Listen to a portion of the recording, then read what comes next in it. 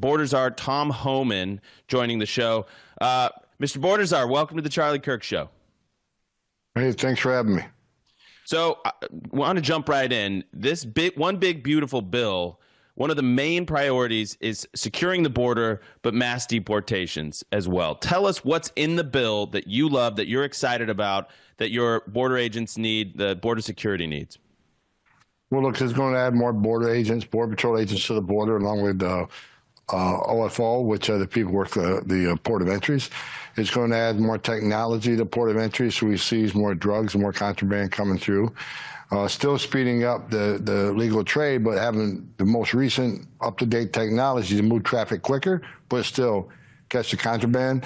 It's going to help us finish the wall. I mean, not only finish the wall, several hundred miles of the wall, but it's going to also fund several hundred miles of water buoys placed in the river that are actually very, very effective. And it's going to save lives, because once a lot of illegal aliens see that buoy that you can't get over, you can't get under, they won't risk getting in the river and drowning. It's going to save a lot of lives.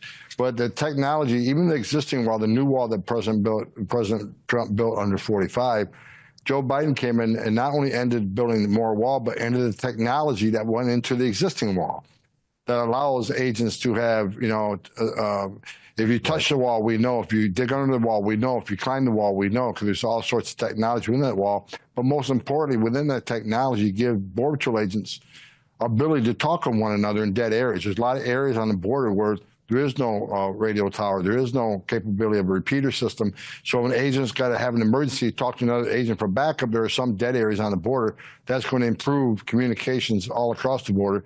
So it's going to fund that in the border so we can finish what we started. The border is more secure in a lifetime. We got to finish the job. This could be the first administration ever to have total operational control of our southern border. So we need to finish it. We need money to do that. As far as the interior operations, that funds more ICE agents. It's going to fund more detention beds, which we really seriously need. Right now, we got about 50,000 in detention. We need 100,000 beds to even put a dent in what we're trying to do here. So it's going to let us find beds, because every person we arrest, we got to vet them before we get travel documents, send them home. So it's going to buy us more beds. It's going to buy us more vehicles. It's going to increase ICE by 10,000, which we need. Right now, there's 6,000 ERO officers compared to 20 million illegal aliens. So we got a big hill to climb, so it's going to add more agents. It's going to add more money for more beds. It's going to add money for more transport, both over the ground, bus transport in the interior, plus international flights. It's going to add money to that. It's also going to allow us to build out more contract work. So rather than a badge and gun with Title VIII authority, immigration authority sitting doing an administrative job, let's get a contractor to do that job and put that badge and gun on the street. So allow us for all these things so we can continue doing what we're doing, increase the interior enforcement arrests as the American people have mandated President Trump to do. It's going to let us finish the job we started. We're doing great, but we need more money. The more money we have, the more good stuff we can do. Yeah, and Mr. Homan, you have come on this show before, and you asked for about 150 to 175 billion. I've heard you use both numbers in passing. So it allocates 150 billion via defense spending, but then another 70 billion for border security funding. Is it enough?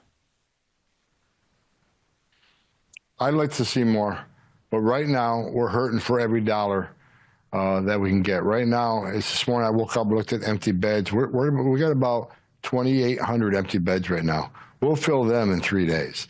So we need money quickly to buy more beds, or everything stops.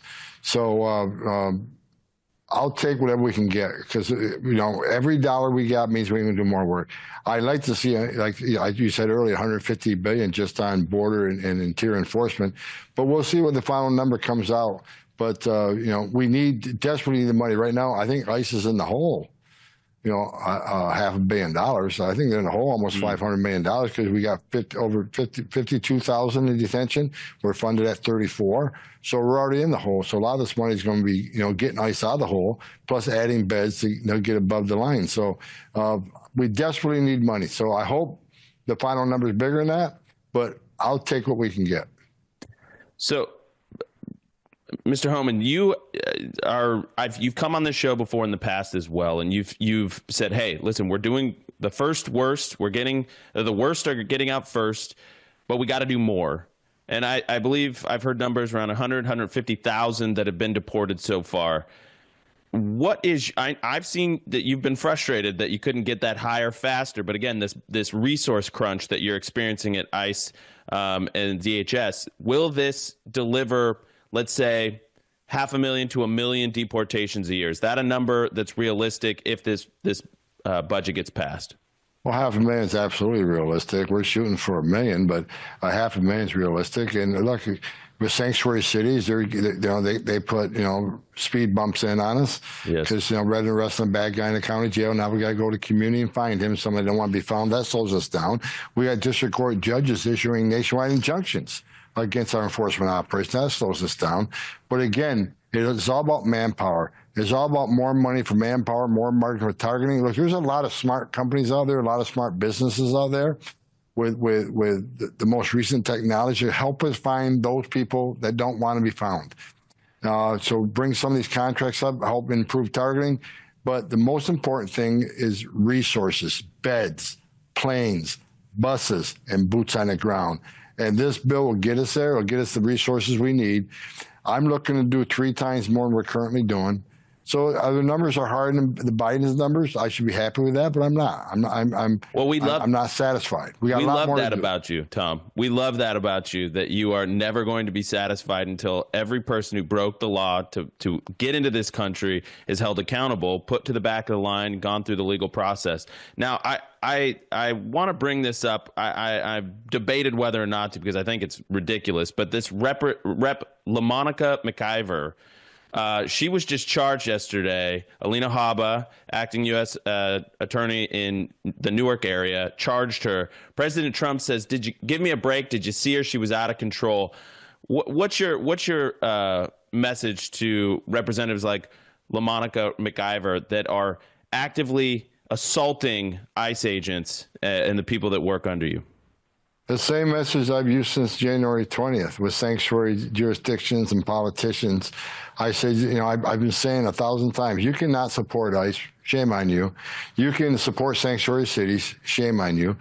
Sanctuary cities, you can step back and watch us do your job, make your community safer, and not assist us with criminals, public safety threats in your community. But don't cross that line. I've used the term "don't cross the line" since January 20th. If you cross the line of impeding our enforcement efforts, that's a felony. If you cross that line unknowingly and harboring or concealing an illegal alien from ICE, that's a felony. You can't criminal trespass in our facilities. And you certainly can't put hands on an ICE officer. And that's what she did, so she's being held accountable. Remember, we got 2 judges being prosecuted. We got a mayor that's arrested. We got a congresswoman. And look, they're not above the law either. They've been preaching 4 years. Trump wasn't above the law. Well, either are they. And I wasn't bluffing. We're going to hold people accountable. You break the law, we're going to seek prosecution.